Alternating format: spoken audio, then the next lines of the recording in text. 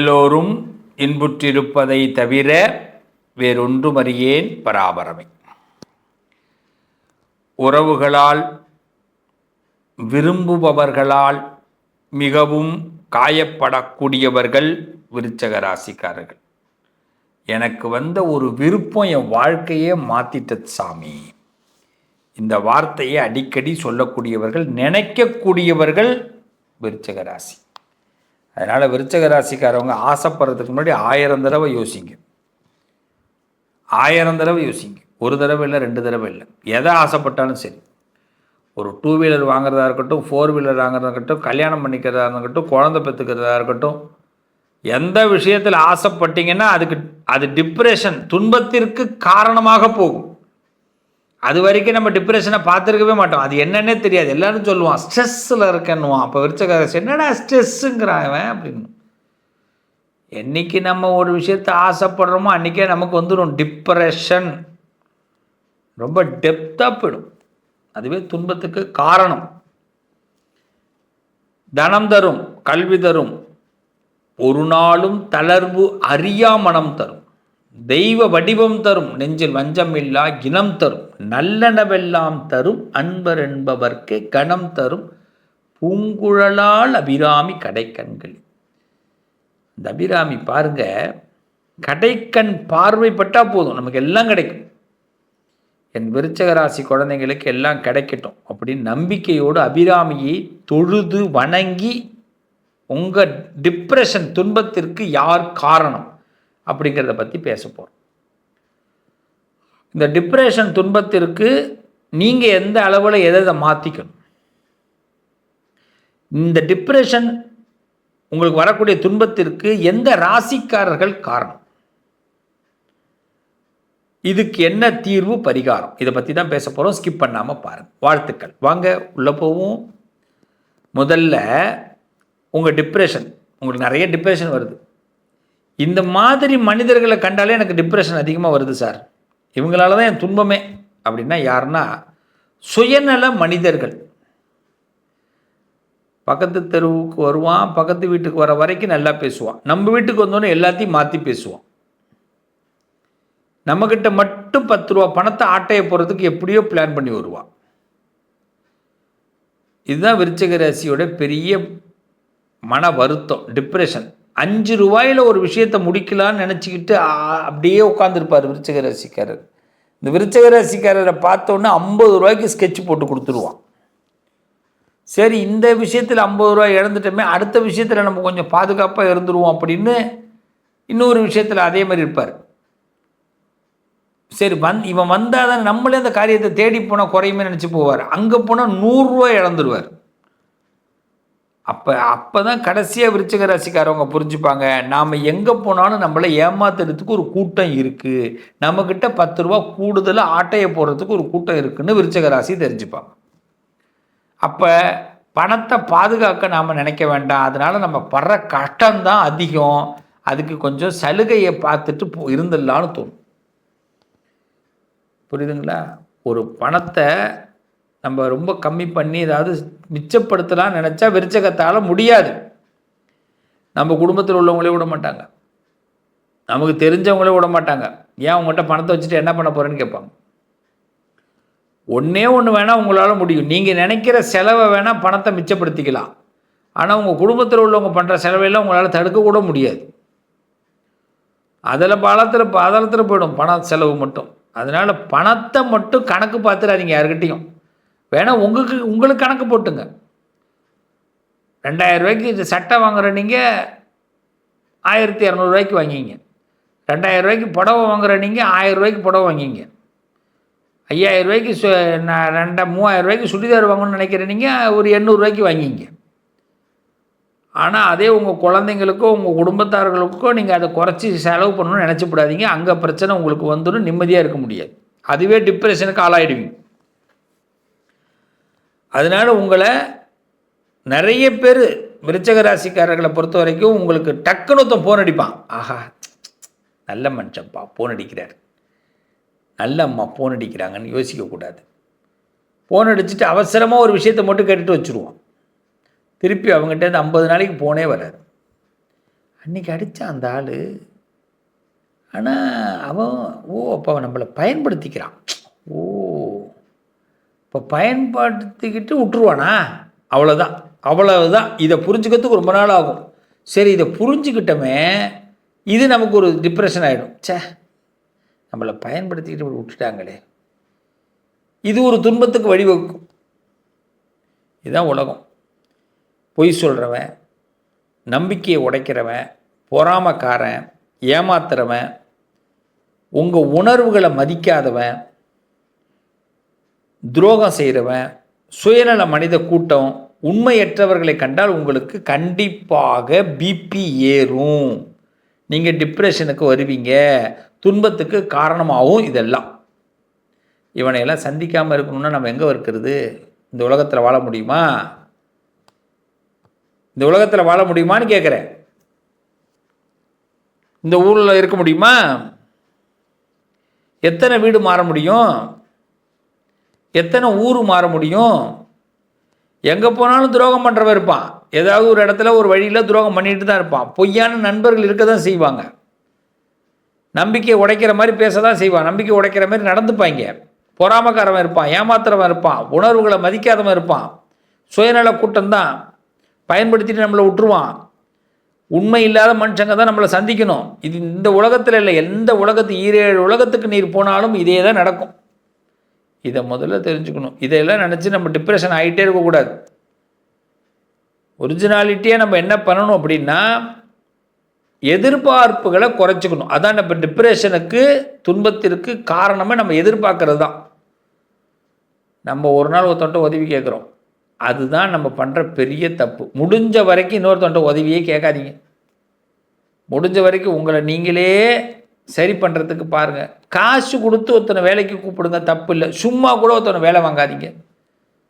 வீட்டில் உள்ளவங்களை கூட சும்மா வேலை வாங்காதீங்க. நான் உங்களுக்கு சொல்லித்தரேன், விருச்சிக ராசிக்காரவங்க. ஏன்னா நீங்கள் பரபரப்பாக இருக்கும்போது சில விஷயத்தை மறந்துடுவீங்க. ஆனால் வேணும்னே நீங்கள் மறந்துட்டீங்கன்னு உங்களை குத்தி காட்டுவாங்க. அந்த குத்தி காட்டுறவங்களை கண்டாலே உங்களுக்கு பிடிக்காது, டிப்ரெஷன் ஆகிடுவீங்க. பழசை கிளறவங்களை கண்டாலே பிடிக்காது, அதில் டிப்ரெஷன் ஆகிடுவீங்க. ஏன்னா மறக்கணுன்னு தானேங்க வாழ்க்கை. அதை நினைக்க வைப்பாங்க, நம்மளை அங்கே தான் வந்து காயப்படுத்துவாங்க. அதுவும் பார்த்தீங்கன்னா விருச்சிக ராசிக்காரர்கள் எந்த இடத்துல ரொம்ப டிப்ரெஷன் ஆக்குவாங்க அப்படின்னா, உங்களுக்கு எதெல்லாம் பிடிக்காதோ அதையெல்லாம் பேசுவாங்க, அதையெல்லாம் செய்வாங்க, மாற்றிக்கவே மாட்டாங்க. அப்படி பண்ணுறவங்கள பார்த்தா சுத்தமாக பிடிக்காது. அப்போ இவங்களெல்லாம் விட்டுட்டு எங்கே போகிறது? நிலாவில் ஏதாவது இடம் போட்டு விற்றாங்கன்னா போய் நம்ம தங்கிடலாம். அங்கேயே 2 பேர் சைத்தான் வரத்துக்கு சான்சஸ் இருக்குது. இப்போ என்ன தான் பண்ணுறது? விருச்சிக ராசிக்காரர்கள் இதுமாரி காயப்படுத்துபவர்கள், இவங்களை நினச்சி டிப்ரெஷன் ஆக வேண்டிய கட்டாயம் ஏற்படும். இவங்க தான் துன்பத்துக்கு காரணம். அப்போ நாம் சில விஷயத்தை ரூட்டை நம்ம மாற்றணும். அப்போ என்ன பண்ணணும்? ரொம்ப சந்தேகப்படாதீங்க. ஃபஸ்ட்டு இந்த சந்தேகப்படுறதுனால தான் என்ன ஆகுதுன்னா,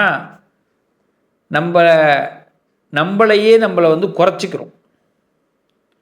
அதே மாதிரி எந்த பழக்கத்துக்கும் அடிக்ட் ஆகிடாதீங்க. நட்புக்கு அடிக்ட் ஆகிடாதீங்க, அன்புக்கு அடிக்ட் ஆகிடாதீங்க. இது இல்லாமல் என்னால் இருக்க முடியாது, இப்படி தான் என்னால் இருக்க முடியும் அப்படின்னு நினச்சிடாதீங்க. எல்லாத்தையும் ஏற்றுக்குங்க, அக்செப்ட். இந்த ஏடிஎம் மிஷினில் கார்டு கொடுத்தா அது எல்லா கார்டையும் ஏற்றுக்கல, அக்செப்ட் பண்ணுதில்ல. எனி பேங்க், எந்த பேங்க்கு கார்டை கொடுத்தாலும் ஏடிஎம் மிஷின் அக்செப்ட் பண்ணுது. அதுமாதிரி நம்மளும் எல்லாத்தையும் அக்செப்ட் பண்ணிக்கணும். அப்போ தான் இதுக்கு வந்து ஒரு முடிவு கட்ட முடியும். டிப்ரெஷன்லேருந்து நம்ம வெளியில் வரலாம். அக்செப்ட் பண்ண முடியாத சிச்சுவேஷன். நம்ம யாரையும் மன்னிக்கணும்னு அவசியமே கிடையாது. இந்த உலகத்தில் மன்னிக்க முடியாது. ஒருத்தர் தப்பு பண்ணிடுறான், தப்பு பண்ணிவிட்டு அங்கேருந்து சாரின்னு ஒரு வார்த்தை கேட்குறான், அது உடனே ஒத்துக்க முடியுமா? அந்த தப்பை நினைக்க நமக்கு என்ன பண்ணும்? வலி இருந்துக்கிட்டே தானே இருக்கும். ஒருத்தன் பொய் சொல்கிறான், பொய் சொன்னவன் சாரி கேட்குறான், அதுக்காக ஒத்துக்க முடியுமா? சரிப்பா, ஓகேப்பா, தெரியாமல் பொய் சொல்லிட்டேன் அப்படின்னு சொல்ல முடியுமா? பொய்யே தெரிஞ்சு தானங்க சொல்கிறான், அதை எப்படி நம்ம ஏற்றுக்க முடியும்? சரி, மன்னிச்சிடுறோம், ஓகே. அந்த மன்னிப்புன்றது அவனுக்கு மட்டும்தான் வார்த்தையாக போயிருக்கு. நம்மளால் அதை மன்னிச்சுட்டோம்னு ஏற்றுக்க முடியுமா சொல்லுங்கள்? அப்போ நம்ம டிப்ரெஷன் எங்கே வருதுன்னா, நீங்கள் உங்களுக்கு தப்பு பண்ணவங்க உங்கள்கிட்ட சாரி கேட்டுருவாங்க, ஆனால் அவங்கள மன்னிக்க முடியாமல் நீங்கள் டிப்ரெஷனுக்குள்ளே சிக்குவீங்க. அங்கே உங்களுக்கு டிப்ரெஷன் துன்பம் காரணமாக வருது. ஏன்னா உங்களால் மறக்க முடியாது. உங்களால் அவங்க படுத்தின காயத்தை உங்களால் மறுக்க முடியாது, மறக்கவும் முடியாது. இதில் என்ன ஆகும்னா பழி வாங்குகிற எண்ணம் தான் நமக்கு மேலோங்கும். என்றைக்காவது ஒரு நாள் பாடுறா நீ கஷ்டப்படுவேன், நம்மளே அவனுக்கு சாபம் கொடுக்குற மாதிரி இருக்கும். அதை நம்ம குறைச்சிருவோம். அங்கே தான் டிப்ரெஷன் அதிகமாகிடும். வேண்டாம், மன்னிச்சிருவோம். மன்னிக்கக்கூடிய எண்ணம் மன்னிக்க முடியாது தான், ஆனால் மன்னிச்சிருவோம். அதே மாதிரி பழைய விஷயங்களை நீங்கள் மறந்துடுங்க. அப்போ தான் உங்களுக்கு நிம்மதி. இல்லைன்னா அதுவும் உங்களை டிப்ரெஷன் ஏற்படுத்திக்கிட்டே இருக்கும். எதிர்மறை நினைவுகள்னு சொல்லுவாங்க. நம்பிக்கை இல்லாத விஷயங்கள் தான் அதிகமாக இருக்கும். நம்பிக்கையை இழந்துருவீங்க. பயம் வந்துடும். கடன் மீது பயம் வந்துடும், அன்பு மீது பயம் வந்துடும், எதிர்காலத்து மீது பயம் வந்துடும், பிள்ளைங்க மீது பயம் வந்துடும். இது நமக்கே தெரியாது, வெளியில் காட்டிக்கவும் முடியாது. இதெல்லாம் விருச்சிக ராசி டிப்ரெஷன் துன்பத்துக்கு இதான் காரணம். இதுக்கெல்லாம் என்ன பண்ணுனா நமக்கு நல்லது நடக்கும் அப்படின்னா, ஒரு விஷயம் நல்லா தெரிஞ்சுங்க. மன்னிப்பது பலவீனம் அல்ல. நீங்கள் இறங்கிறது கிடையாது. அதை முதல்ல நல்லா புரிஞ்சுங்க. ஒருத்தனை மன்னிச்சிருங்க அப்படின்னு நான் சொல்கிறேன். உங்களுக்கு மன்னிக்க பிடிக்காது, ஏன்னா அவன் பண்ண தப்பு அப்படியே இருக்கும். ஆனால் அது பலவீனம் கிடையாது. மன்னிக்கிறது மகத்தான குணம். அவனை மறக்கிறதுக்கு ஒரு நல்ல வேலை, நடந்த சம்பவங்களை மறக்கிறதுக்கு ஒரு நல்ல வாய்ப்பு. அதனால் மன்னிப்பது தான் உங்களுக்கு நல்லது. மன்னிக்கிறதுனால நீங்களும் வாழ்வீங்க, உங்கள் குடும்பமும் நல்லா வரும். அதனால் மன்னிப்பது தான் உங்களுடைய பலம். சிவனை அதிகமாக வழிபாடு பண்ணுங்க. எல்லாரையும் மன்னிச்சு விடுங்க. சிவனை அதிகமாக வழிபாடு பண்ணுங்கள். உங்கள் டிப்ரெஷன் டோட்டலி காலி. உங்கள் துன்பமெல்லாம் காலியாகிடும். சிவனுக்கு வில்வ அர்ச்சனை பண்ணுங்கள். எப்பெல்லாம் உங்களுக்கு ரொம்ப பலகீனமாகறீங்களோ ஒரு சிவன் போங்க, ஒரு நெய் தீபத்தை போடுங்க, வில்வத்தை வாங்கி கொடுங்க, ஒரு அர்ச்சனை பண்ணுங்கள், சிவ தரிசனத்தை பாருங்கள், வாங்க. திங்கக்கிழமை கம்பல்சரி சிவாலயம் போகிற பழக்கத்தை ஏற்படுத்திங்க விருச்சிக ராசிக்காரர்களே. அது மாதிரி காலையில் சாயரட்சம் 108 தடவை ஓம் நம சிவாய, இல்லைனா சிவ சிவ சிவ சிவ சிவ சிவ சிவ சிவ சிவ சிவ சிவ சிவ சிவ அப்படி 108 தடவை சொல்லுங்கள். பொறுமையாக சொல்லுங்கள், வேகமாக சொல்ல வேண்டாம். அது திங்கக்கிழமையில் கம்பல்சரி சொல்லுங்கள். கார்த்தால சாயரட்சம் கண்டிப்பாக சொல்லணும், டெய்லி சொல்லுங்கள். அதில் திங்கக்கிழமை கம்பல்சரி சொல்லணும். திங்கக்கிழமையில் சிவாலய தரிசனம் கண்டிப்பாக போயிட்டு வாங்க. உங்கள் டிப்ரெஷன் எல்லாம் தூளாக போயிடும். இதை மட்டும் செய்யுங்க. மன்னிச்சிருங்க. மன்னிக்கிறது மட்டும்தான் முதல்ல உங்கள் டிப்ரெஷன் கிளியர் ஆகிறதுக்கு காரணமாக இருக்கும். விருச்சிக ராசிக்காரர்கள், உங்களை நீங்கள் காயப்படுத்திக்காதீங்க. மன்னிக்காம சிரிப்பு பல சிறப்புகளை உண்டாக்கும். நல்லா இருக்கணும் விருச்சிக ராசிக்காரர்கள். உங்களுக்கு ரொம்ப முக்கியமாக நீங்கள் எந்த ராசிக்காரர்கள்ட்ட ரொம்ப கவனமாக இருக்கணும். எந்த ராசிக்காரர்களால் விருச்சிக ராசிக்கு கஷ்டம் வரும், வருத்தம் வரும், இதை நம்ம ரொம்ப தெரிஞ்சுக்கணும். விருச்சிக ராசிக்காரர்களுக்கு எந்த ராசிக்காரர்கள் நமக்கு டிப்ரெஷனை ஏற்படுத்துவாங்க அப்படின்னா, விருச்சிக ராசிக்காரர்களுக்கு முதல்ல டிப்ரெஷன் கொடுக்குறவங்க மேஷ ராசிக்காரர்கள். ரொம்ப டிப்ரெஷன் அவங்களால நமக்கு வரும். சிம்ம ராசிக்காரர்கள், இவர்களால் டிப்ரெஷன் அதிகமாக வரும். கடக ராசிக்காரர்கள், இவர்களால் டிப்ரெஷன் அதிகமாக வரும்.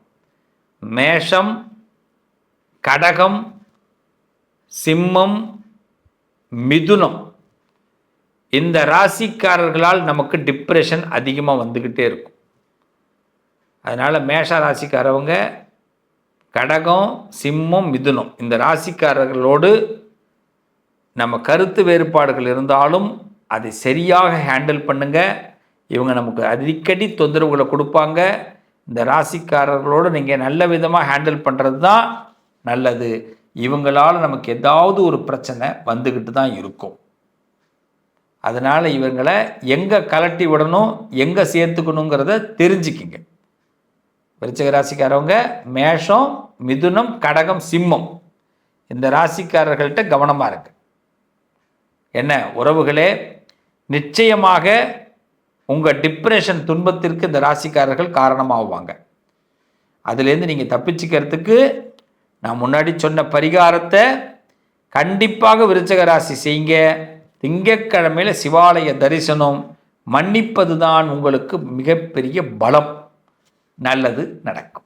உங்கள் அதிர்ஷ்டத்திற்கான தீர்வு கல்வி, பதவி, யோகம், தொழில் வளர்ச்சி பெருக, ஜாதகம், வாஸ்து, திருமண பொருத்தம் பார்க்கவும் பிரசன்னம் கேட்கவும் positive lion doctor Sivasri Manikanda Sivam. தொடர்பு கொள்ள வேண்டிய வாட்ஸ்அப் எண் 7904137178.